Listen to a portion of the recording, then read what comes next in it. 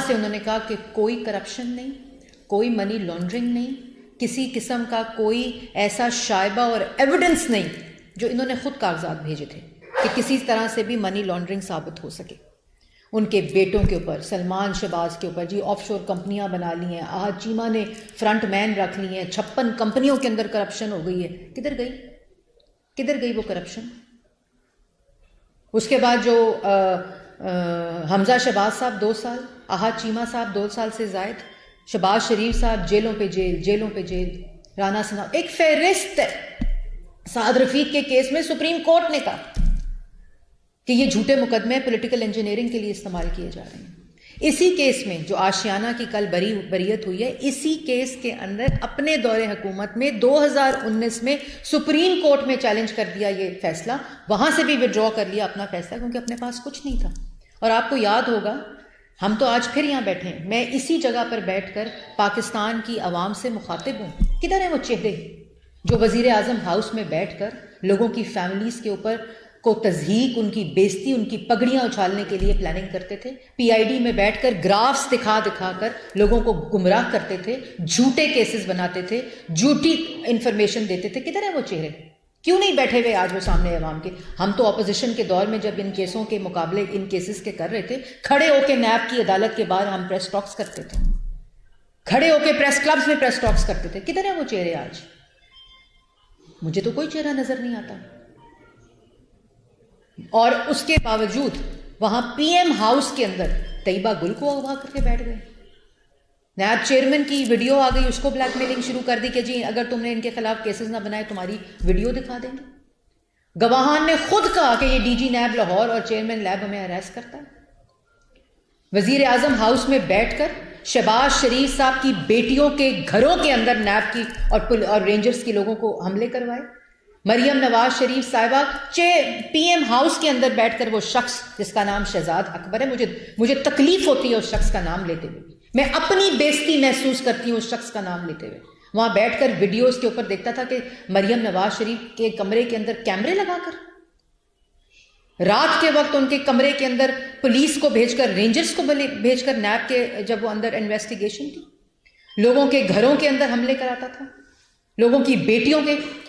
और उसके बावजूद कि ये इखलाकी तौर पर फैसले उसी वक्त ख़त्म हो गए थे जब कभी सरीना से लिफाफा आता था, जब कभी जज के कमरे से मुंह छुपाते हुए लोग निकलते और आप रिपोर्टर्स पूछते थे कि क्या है, तो मुंह छुपाकर सामने वो नहीं करते थे आज के दिन के लिए। और मैं अब आपको एक क्लिप दिखाना चाहती हूँ जो आप सबको देखना चाहिए। लगा दें जरा, क्लिप लगा दें, क्लिप लगा दें।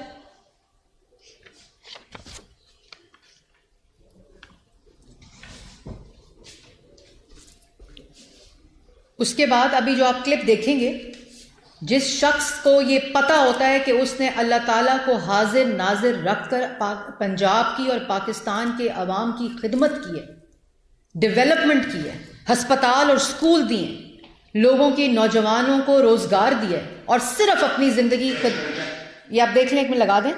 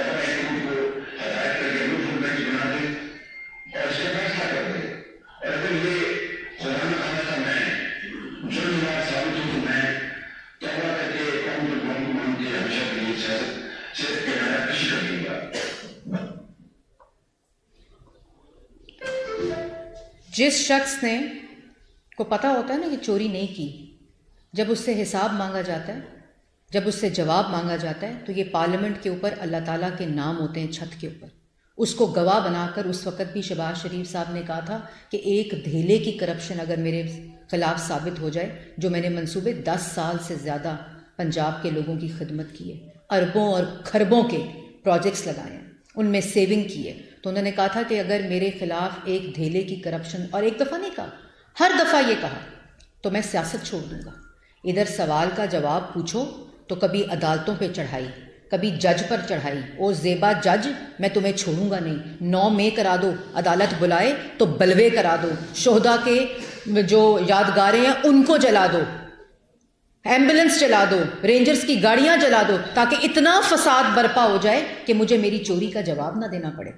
हम पे जब इल्ज़ाम लगे थे, कोई 9 मई जैसा वाक़या अल्लाह ताला ना करे कि हम कभी सोच भी सकें कि हमारे कारकुन जो हैं वो शोहदा की यादगारों को तोड़ें, उनको ठुड्डे मारें और बलवे कराएं, नुकसान पहुंचाएं, मुल्क को नुकसान पहुंचाएं। हमने जवाब दिए, सजाए मौत की चक्कियां काटी। ये लाडलापन होता है? काल कोठरियां काटी झूठे मुकदमात पे।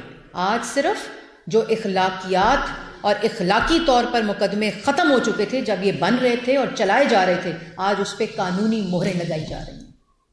आज अदालतें अब जो हैं वो उस पर कानूनी मोहर लगा के इस बात की तस्दीक कर रही हैं कि किसी किस्म की ना कोई करप्शन हुई थी। और आपको याद होगा कि जब इक़्तिदार की हवस, सियासी इंतकाम और अपने पॉलिटिकल अपोनेंट्स के खिलाफ दुश्मनी में कहूंगी वो पूरी ना हुई, तो आपको याद है ना कि डेली मेल के डेविड रोज को बुलाया गया था, और वो डिफिट के प्रोजेक्ट्स जिसमें स्कूल बनते थे, हस्पताल बनते थे, गरीबों को रिलीफ मिलता था, पाकिस्तान के अंदर डिफिट का पैसा आता था, जिसको शहबाज शरीफ साहब ने ट्रांसपेरेंट तरीके से इम्प्लीमेंट किया था, वो डेविड रोज को बुलाकर डेली मेल के अंदर उसको नैब के उधर ले गए, उनको कागजात झूठे दिखाए और उनको कहा करप्शन हो गई। वजीर आजम हाउस पे बैठ के वजीर आजम के दफ्तर के अंदर वो स्टोरीज प्लांट कराई गई। आपको याद है, मैंने प्रेस टॉक्स भी की थी। उसके बाद क्या हुआ? शहबाज शरीफ ने डेफेमेशन का सूट किया लंदन में।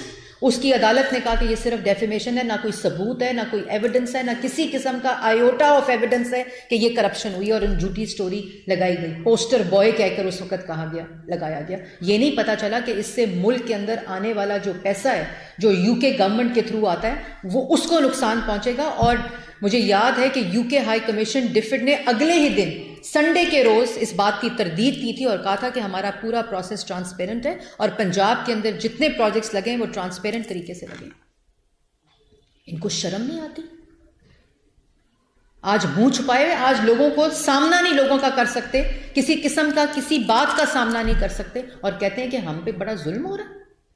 हमारी बेटियां जेलों में गई, हमारी बेटियां कोर्टों में गई, घसीटा गया। मुझे आज भी याद है कि जब शहबाज शरीफ साहब की बेटी को कोर्ट में लाया गया तो उनको रेंजर्स ने, जो मर्द अहलकार थे, वो पकड़ पकड़ के उनको लेकर आ रहे थे एक तस्दीक आमेज रवैये के साथ। हमने तो कुछ नहीं किया, हमने जवाब दिए।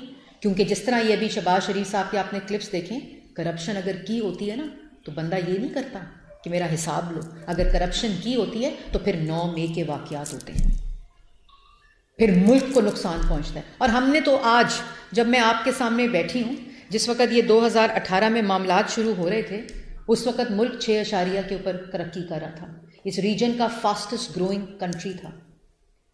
जो महंगाई थी वो खाने पीने की अशिया की 2% के ऊपर थी, और वैसे 3.8% थी।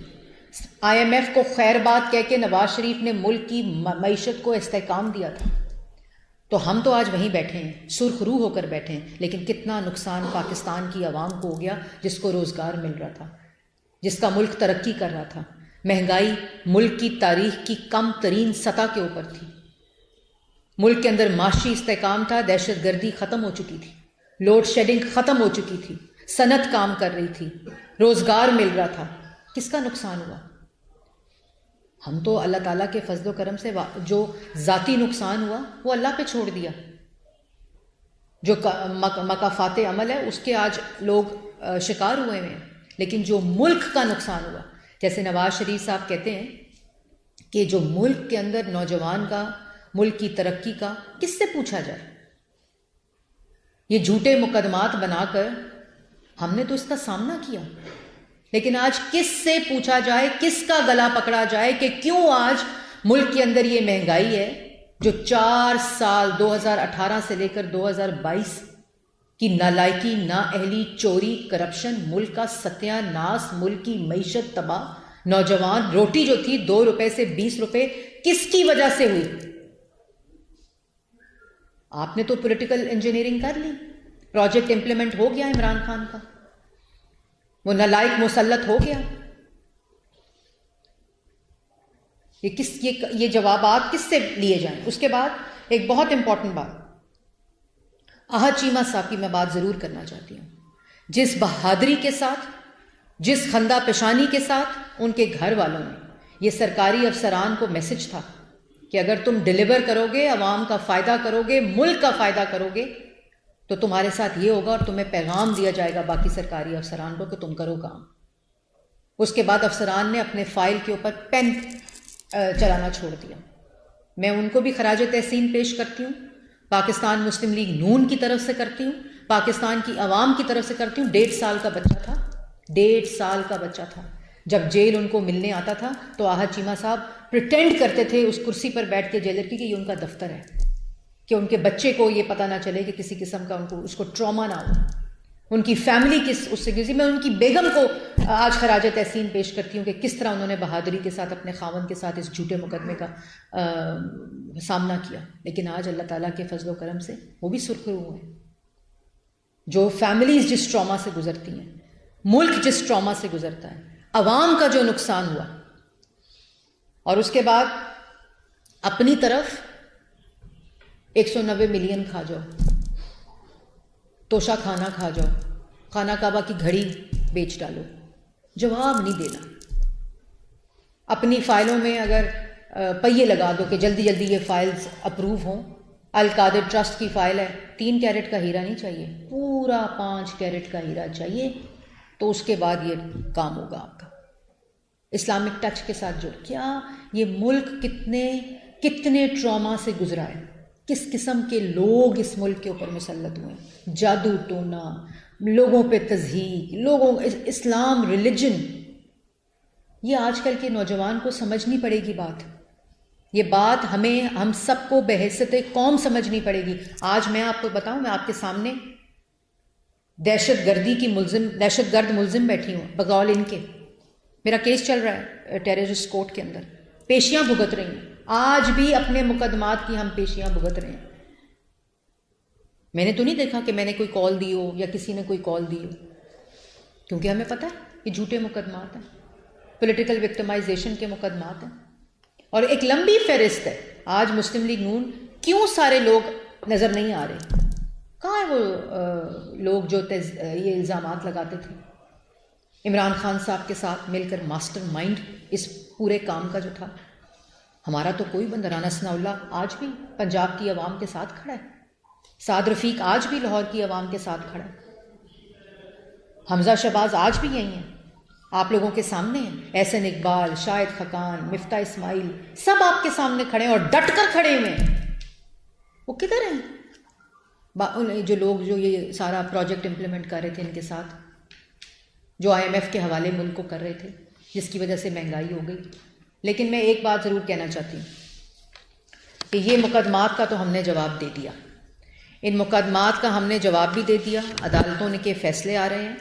और एक जो इतने नीच लोग कि बेटियों को नहीं छोड़ा, बेटियों के घरों को नहीं छोड़ा। शहबाज शरीफ साहब की वालदा की वफात हो गई, वो फौत हो गई।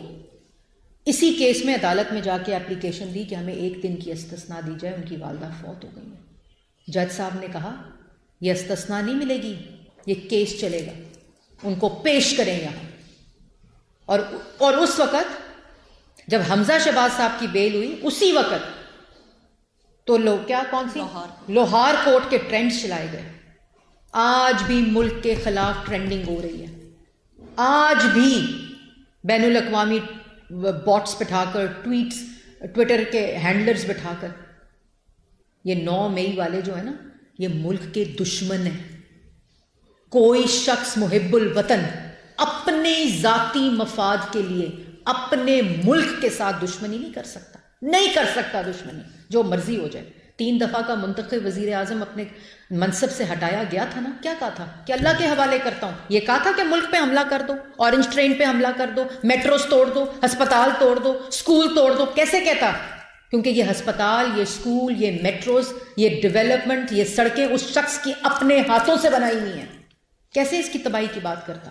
लेकिन वो फॉरेन एजेंट्स, मनी लॉन्ड्रर्स जो बाहर से आते हैं, मुल्क की साजिश के जरिए जो है वो इम्प्लांट होते हैं, वो मुल्क को तबाह करने और मुल्क के ऊपर हमला करने और मुल्क के साथ दुश्मनी करना ही जानते हैं। और फिर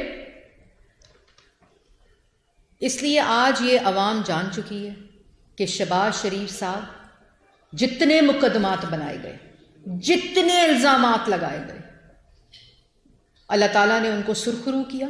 नवाज शरीफ साहब जितने इल्ज़ामात लगाए गए, मरियम नवाज शरीफ साहिबा का हाई कोर्ट का फैसला सुना ना आपने?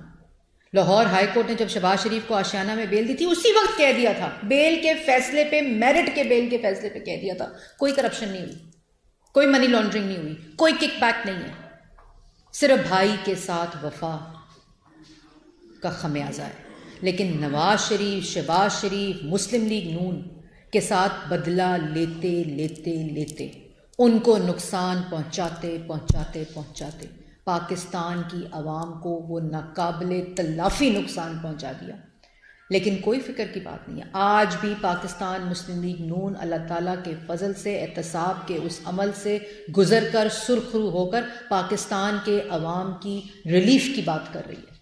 आज भी नवाज शरीफ के किस तरह वापस इस मुल्क को दोबारा से 6 से ज़्यादा की तरक्की पर लेके जाना है। रोज़ बैठ कर ये सोचते हैं, रोज़ बैठ कर ये बात करते हैं कि बिजली का बिल कैसे ख़त्म करना है, कैसे कम करना है, कैसे गरीब को रिलीफ देना है, कैसे बिजली सस्ती करनी है, कैसे रोटी सस्ती करनी है, कैसे गैस सस्ती करनी है, कैसे दहशत गर्दी जो सर उठा रही है उसको दोबारा ख़त्म करना है, कैसे लोड शेडिंग ख़त्म करनी है। आज भी वही बात कर रहे हैं।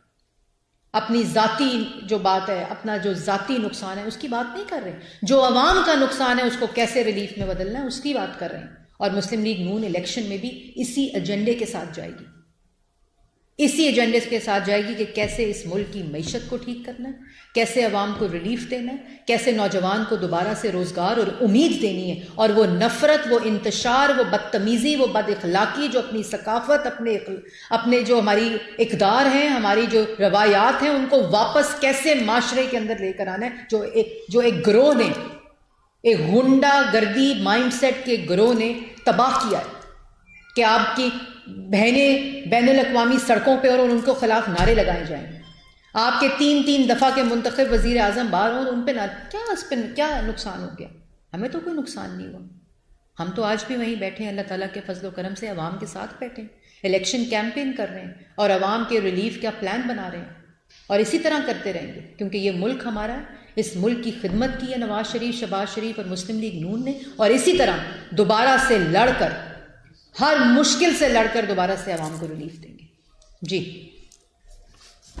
सियासी महाज पर काफी जो हम देखे थे कि एक 16 माह की हुकूमत चली, बड़ा एक जबरदस्त अंदाज में गवर्नेंस को आगे बढ़ाया गया और तमाम तर जो शराइत भी आती थी वो मान ली जाती थी, खासतौर पर फ्लड्स के हवाले से जो शाहजलाल साहब की पार्टी की डिमांड थी वो पूरी की कि इतने पैसे रखने हैं। लेकिन उसके बाद से अब खासा गर्म हुआ है माहौल और मुसलसल गोलाबारी जो है वो कुछ पार्टी की जानिब से की जा रही है।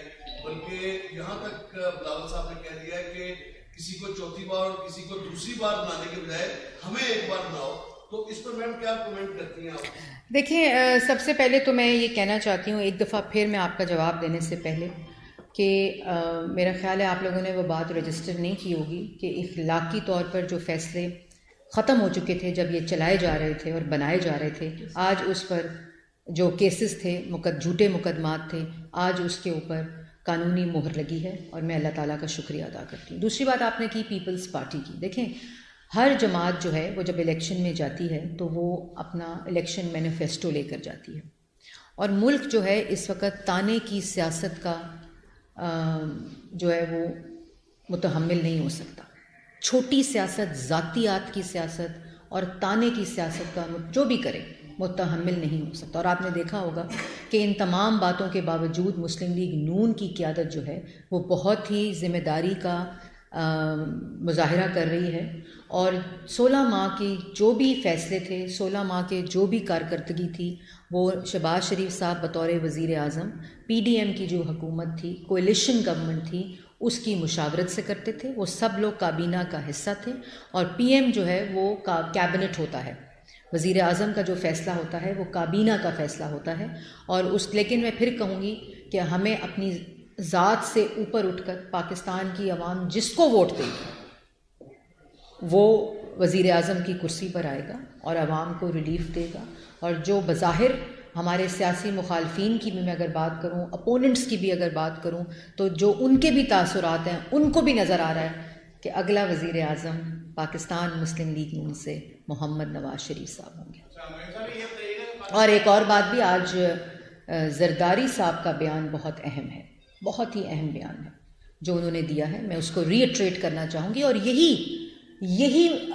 इजहार होना चाहिए, इसी किस्म का इंटेंशन होनी चाहिए कि मुल्क के अंदर, उन्होंने कहा, मैं जरदारी साहब की बात कर रही हूँ, उन्होंने कहा कि वो एक शफाफ इलेक्शन होता हुआ देख रहे हैं और उन्होंने कहा कि उनको एतमाद है इलेक्शन कमीशन के ऊपर कि वो एक साफ और शफाफ इलेक्शन कराने में कामयाब होगा और 8 फरवरी को इंशाअल्लाह एक शफाफ इलेक्शन होगा। यही इंटेंशन होनी चाहिए, क्योंकि 2018 में RTS को बिठाकर जो इलेक्शन हुआ था उसका जो खमियाजा है वो पाकिस्तान की आवाम भुगत रही है। इसलिए मेरे ख्याल में यही इंटेंशन होनी चाहिए, हम सबका यही मौक़िफ़ होना चाहिए और साफ़ और शफाफ इलेक्शन ही मुल्क के तमाम मसाइल का हल है। नहीं, आसिफ ज़रदारी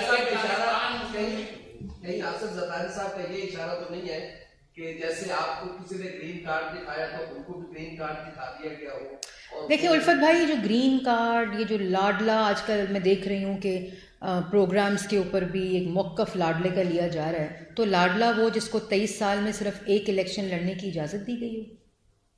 लाडला वो कि जिसने इस मुल्क की खिदमत की हो और 3 दफ़ा के मुंतखब वज़ीर आज़म को उसकी कुर्सी से अपने बेटे से तनख्वाह ना लेने पे हटा दिया हो। 98 के बाद मियाँ साहब ने तो कोई इलेक्शन 13 के अलावा नहीं लड़ा।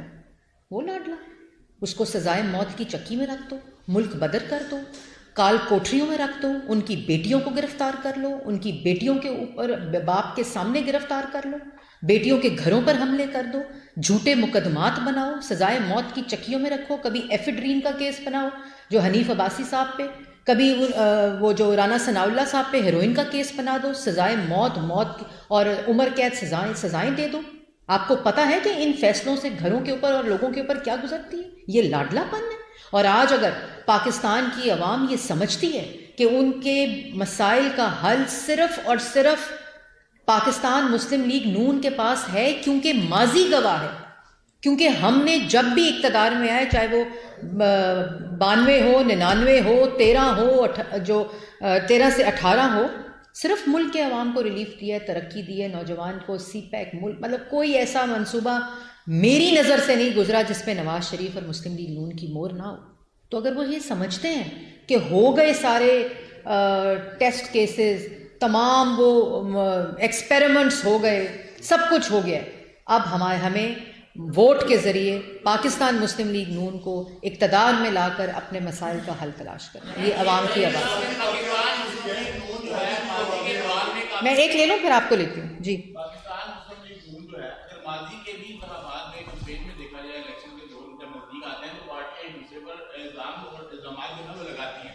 इस दफा पाकिस्तान मुस्लिम लीग नून की जो पॉलिसी है नहायत ही पोलाइट है, जरूरत से ज्यादा, और किसी सियासी जमात के जो बयानात हैं उनका बड़ा आराम से जवाब दिया जा रहा है। देखिए ये राणा साहब ने ये भी बोला कि सीट एडजस्टमेंट भी पंजाब में कई जगह पे हम कर सकते हैं। देखिए ये आपने कहा पोलाइट नहीं है, ये जिम्मेदाराना है, ये रिस्पॉन्सिबल बिहेवियर है और एटीट्यूड है जो एक पॉलिटिकल पार्टी का होना चाहिए। जब उस पॉलिटिकल पार्टी को ये पता हो कि मुल्क और आवाम मुश्किल में है, ये ताने देने से एक दूसरे को क्या हो जाएगा? आवाम को रोटी मिल जाएगी 2 रुपए की, सस्ती बिजली और गैस मिल जाएगी, ये ताना हम एक दूसरे को देंगे? आप इलेक्शन कैंपेन करें, आप अपने मैनिफेस्टो के साथ इलेक्शन लड़ें, पाकिस्तान की आवाम को बताएं कि आप पाकिस्तान की आवाम को क्या दे सकते हैं, उनके एतमाद को लें, अपने जो आपके प्रायोरिटीज़ हैं और इलेक्शन मैनिफेस्टोज़ हैं और अवाम के मसाइल का हल जो आपके पास है वो लें। तो ये पोलाइटनेस नहीं है, ये रिस्पॉन्सिबल एटीट्यूड एंड बिहेवियर है, क्योंकि यही पाकिस्तान की आवाम चाहती है कि उनके मसाइल की बात हो, उनकी मुश्किलात की बात हो, उनके मुश्किलात के हल की बात हो, बल्कि इसके बरक्स वो मुस्तरद करेंगे ये जो ताना और छोटी और ज़ाती सियासत है। मुल्क इस चीज़ का इस वक्त मुतहम्मिल नहीं हो सकता, इसलिए सबको इकट्ठा चलना है, सबको इकट्ठा चल के पाकिस्तान की आवाम और पाकिस्तान को इन मुश्किलात से निकालना।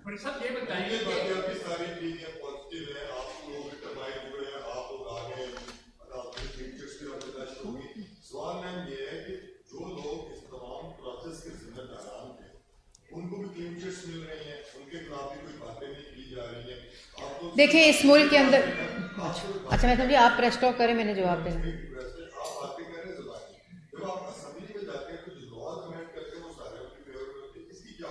पहली बात तो मैं इसको कम्प्लीटली हम्बली आपकी इस बात से इख्तलाफ करूँगी, बहुत ही मौदमाना तरीके से।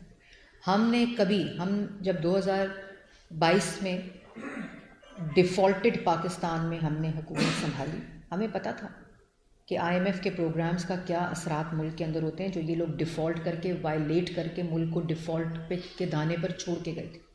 हमने कभी ज़बानी बात नहीं की, और उसी डिफ़ॉल्ट को बचाने के लिए जो हमने हुकूमत भी चलाई और जो हमने अमेंडमेंट्स भी की, ना इस बात का कोई भी मकसद था कि किसी किस्म से किसी भी ये मुल्क को फ़ायदा पहुंचाने के लिए सारी कानून साजी भी की गई, मईशत के अंदर जो इंटरवेंशंस की गई वो भी की गई। आज शहबाज शरीफ साहब, मैं समझती हूँ कि पाकिस्तान की आवाम को, और वो देती है आवाम, खराज तहसीन देना चाहिए। आज खुदा ना खास्ता अगर ये हम हुकूमत में ना आते और इन नलायकों, नाअहलों, चोरों के जो टब्बर था उससे मुल्क को छुटकारा ना दिलाते, तो मुल्क आज डिफ़ॉल्ट हो चुका होता, खुदा ना खास्ता। लेकिन जिस तरह उस शख्स ने IMF के साथ मुआहदे के अंदर, वो मुआहदा जो 2015 में नवाज शरीफ साहब ख़त्म करके गए थे मुल्क की तारीख में पहली दफ़ा, उसको दोबारा वायलेटेड मुआहदे को ठीक करके मुल्क को डिफ़ॉल्ट से बचाया। इसलिए हमने जो काम 16 माह में किया, यहाँ बैठकर मैं डिफेंड भी कर सकती हूँ, यहाँ बैठकर मैं उसकी तफसीलात भी बता सकती हूँ। ट्रांसपेरेंट तरीके से हर काम, हर मामला किया। ना 190 मिलियन का इंशाल्लाह केस मिलेगा, ना 3 से 5 कैरेट का कोई केस मिलेगा, ना तोशा खाना। जो तोहफा आज तक शहबाज शरीफ को बतौर CM, बतौर PM मिला है, वो CM हाउस में और PM हाउस के अंदर शो केसेस के अंदर सामने जो विजिटर आता है उसके सामने भी पड़ा। ना काबीना से बंद लिफाफों में कोई सिग्नेचर आपको मुकदमा मिलेगा, ना किसी किस्म का कोई ऐसा केस मिलेगा। एक एक दस्तखत, एक एक फाइल के ऊपर जो हुआ है वो पाकिस्तान की आवाम को रिलीफ देने के लिए, और उसका जवाब हमारे पास मौजूद है और इंशाअल्लाह आइंदा भी देते रहेंगे। इस तरफ से ले रहे हैं, फिर आपके पास सादा नजर आ रही है और आपका लहजा भी बड़ा खुशनुमा है। लेकिन अगर नाकदीन और दूसरे आपने लाडला का एक इल्जाम लगाते हैं, लेकिन आप और आसिफ इकबाल ये लफ्ज क्या आपके कॉन्शियस में है या आपकी छेड़ है? आप लाडले के लफ्ज से क्यों कॉन्शियस? कोई, मैं तो जवाब नहीं देना चाहती इस बात का। मैंने तो आपको ये बोला है कि वो लोग डिबेट स्टार्ट करना चाहते हैं जिनको ये मालूम है कि हम लोग पाकिस्तान मुस्लिम लीग नून, नवाज शरीफ, मुझे बताएं आप एक बात बता दें, 76 साल तारीख में किसी वज़ीर आज़म, किसी पाकिस्तान के शहरी, बता दें, छोड़ दें वज़ीर आज़म को, किसी पाकिस्तान के शहरी की रोज़ाना की बुनियाद के ऊपर नैब में पेशियाँ हुई हैं बेटी के साथ? बता, आप मुझे कोई केस इन पॉइंट बता दें। हमने दी 150 से ज़ायद पेशी लाहौर से इस्लामाबाद जाकर भुगती। हम किसी वर्ड से, किसी ताने से वेवर होने, अनवेवरिंग हमारी कन्विक्शन है, हमारी पूरी ये बात है कि हम लोग पाकिस्तान की आवाम को रिलीफ देना चाहते हैं। ये छोटे अल्फाज, ये तानाज़नी, हमें किसी किस्म का कोई चीज़ जो है वो अपने मकसद से हटा नहीं सकती। हमने आवाम को रिलीफ देना है जैसे दिया था, हमने आवाम मुल्क को तरक्की देनी है जैसे दी थी, हमने बिजली सस्ती करनी है हमने गैस सस्ती करनी है, रोटी सस्ती करनी है हमने पाकिस्तान की आवाम के लिए। जो मर्जी जो कुछ कहता रहे, हमें कोई किसी किस्म का अल्लाह ताला के बाद फर्क नहीं पड़ता। अशाना केस में 1000 पेजेस हैं, इसके 3 वॉल्यूम्स हैं। अशाना केस के 86 करोड़ इसी तरह बाकी इसमें ये पहले क्या पाकिस्तान से ये जो केसेस है इनके अगेंस्ट पूरी केस करने जा रही है। ओवरऑल सिस्टम तो आलूदा हुआ, उसका एक दायरा वहाँ पर भी इम्पैक्ट पड़ा, ताकि आइंदा के लिए जो जितने मुकदमात हैं किसी भी। देखिए इब्राहिम भाई, मैंने पहले कहा कि ये अदालतों की तस्दीक आ गई है, कानून की मोहर लग गई है उन फैसलों पे कि ये झूठे थे, ये सियासी इंजीनियरिंग के लिए इस्तेमाल होने थे, ये पॉलिटिकल विक्टिमाइजेशन के मुकदमे थे। मैंने आपको जैसे पहले कहा, हमारे साथ जो हो गया, लेकिन जो अवाम का नुकसान हुआ है उसको ठीक करने का अब हमारा मकसद है, और हम अदालती निज़ाम को भी ठीक करेंगे। हम ये जो अकाउंटेबिलिटी का प्रोसेस है इसको भी ठीक करेंगे। आज लोग मर जाते हैं, इंसाफ नहीं मिलता, उसके बाद उसका फैसला आता है फौतगी के बाद। इस पूरे निज़ाम को, तेज़ इंसाफ को, सस्ते इंसाफ को पाकिस्तान की आवाम तक कैसे पहुंचाना है कि अदालतें जो हैं वो टूल्स ना बने, ये सारी चीज़ें हमने। लेकिन जैसे मैंने पहले कहा, हमारा मकसद पाकिस्तान की तरक्की और आवाम का रिलीफ है। मैं आती हूँ आपके बाद। मैडम 2017 से 20 तक वोट को इज्जतों का नारा का था, अब वो नारा जो है वो जरदारी साहब और बिलावल साहब लगाते हैं। अब ये बहुत अच्छी बात आपने की। अब वो नारा जो है वो आपसे शिफ्ट होके अब बिलावल साहब और जरदारी साहब फिर इलेक्शन की बात कर रहे हैं और करते नजर आ रहे हैं। अब क्या आप वो नारा भूल चुके हैं? क्या वो अब कौन सी आइडियोलॉजी है जो लेकर अब आप 2024 में आवाम के पास जा रहे हैं? क्योंकि वो तो आवाम के सामने आ गए हैं, लेकिन उसमें नून से एक जलसे के बाद कब आवाम में जा रही है? अगर आज मुझे तो हैरानगी आपकी बात सवाल पे हुई है। मुस्लिम लीग नून 21 अक्टूबर को अपनी इलेक्शन मुहिम का आगाज़ कर चुकी है, पहली बात। दूसरी बात जो आपने की, तो पहला सवाल क्या था आपका? हाँ जी जी, वोट को इज्जत दो। इससे ज़्यादा आज इत्मीनान की बात क्या होगी नवाज शरीफ के लिए और पाकिस्तान मुस्लिम लीग नून के लिए, कि जो बात उन्होंने 2017 में की थी कि वोट की इज्जत होनी चाहिए और मुंतखब वज़राए आज़मों को इस तरह निकालना नहीं चाहिए साजिश के ज़रिए। आज हमारी पॉलिटिकल अपोनेंट्स उस बात को इंडोर्स कर रहे हैं। ये अल्लाह ताला का, ये तो हमें शुक्र अदा करना चाहिए, क्योंकि आज हम भी कि जिसको पाकिस्तान की आवाम वोट देगी वज़ीर आज़म वो बनेगा। हम तो नहीं कह रहे मुझे बना दो, तुम्हें बना दो, इसको बना दो, उसको बना दो, हम तो ये बात ही नहीं कर रहे। और मैं समझती हूँ ये पॉलिटिकल एवोल्यूशन है कि एक जमात का लगाया हुआ नारा आज पाकिस्तान की बाकी जमातें भी वो नारा लगा रही हैं, उनको भी इसकी अहमियत का पता चल चुका है। ये हमारे लिए बड़े फ़ख्र की बात है। अल्लाह ताला का शुक्र है कि तमाम पॉलिटिकल पार्टीज़ की को इस चीज़ की इंटरनलाइजेशन है और इस बात को इंडोर्स कर रही हैं कि वोट की इज्जत होनी चाहिए। अच्छा मैडम, अगर इलेक्शन में आवाम आपको चलती है, कब तक महंगाई कम हो पाएगी? क्योंकि 16 माह आपकी हुकूमत रहेगी। देखिए, मैं आपको भाई, आपने बड़े अच्छा सवाल किया और मैं चाहती थी कि आप लोग इस किस्म के ही सवाल करें। इतनी मुश्किलात में घिरा मुल्क 2013 में भी था, लेकिन आज की मुश्किलात उससे कई ज़्यादा हैं, क्योंकि एक चलती मईशत को, तरक्की करते मुल्क को एकदम से ब्रेकें लगा दी गई। उसका जो जोल्ट था, उसका जो इम्पैक्ट था, वो पाकिस्तान की आवाम के ऊपर आज नज़र आ रहा है। फिर ये जो IMF के प्रोग्राम को दोबारा से लाया गया, और वो भी अपनी माशी नाअहली की वजह से लाया गया। पता नहीं कितने वज़ीर ख़जाना बदले, सेक्रेटरी बदले, 5 सेक्रेटरी, 4 वज़ीर ख़जाना। ये ज़रा अज़मा का हाफ़ज़ा अच्छा होता है तो वो फिगर आ गया मेरे पास। तो ये अपनी माशी नाअहली से मुल्क को इस तरफ लेकर गए। तो हमें बहुत एहतियात से अपने वादे करने पड़ेंगे। आवाम को, जैसे उस दिन नवाज शरीफ साहब ने बहुत अच्छी बात की कि ये आवाम को झूठे ख्वाब दिखाने का सिलसिला बंद होना चाहिए। आवाम से हम सच्ची बात करेंगे, मुश्किलात हैं, लेकिन हमारा मकसद जो है, हमारा जो इंटेंशन है, वो दोबारा से वही है जो हमेशा हम लेकर इक़्तिदार में आते हैं कि किस तरह हमने आवाम को रिलीफ देना है। वक्त लगेगा, मुश्किल फ़ैसले होंगे, लेकिन आवाम को भी साथ चलना है, प्राइवेट सेक्टर को भी साथ चलना है, तमाम अदारों ने अपना रोल प्ले करना है, तो इंशाअल्लाह बेहतरी होगी। Last question. 16 मार्च जो है वो आपकी हुकूमत रही, उसमें मुसद्दिक मलिक साहब ने ये कहा था कि गरीब का बिल जो है वो और होगा और अमीर का बिल और होगा।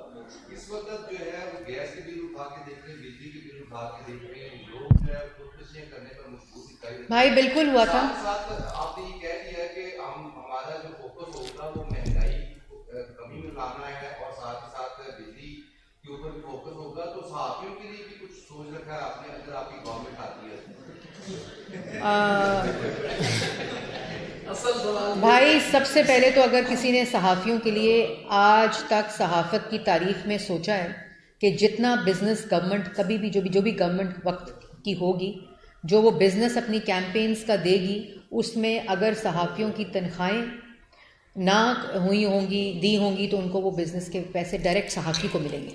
ये मैंने लड़ाई करके, ये अल्लाह ताला का फ़ज़ल है, लेकिन मैं मीडिया के भी ओनर्स का भी शुक्रिया अदा करती हूँ, PBA, APNS, CPNE, PFUJ, जिन ने मेरी मुआवनत की और हमने एक ऐसा कानून बनाया जिससे सहाफ़ियों की सिक्योरिटी ऑफ जॉब, तनख्वाह और जो अदायगियाँ हैं वो वक्त पर हो सकें।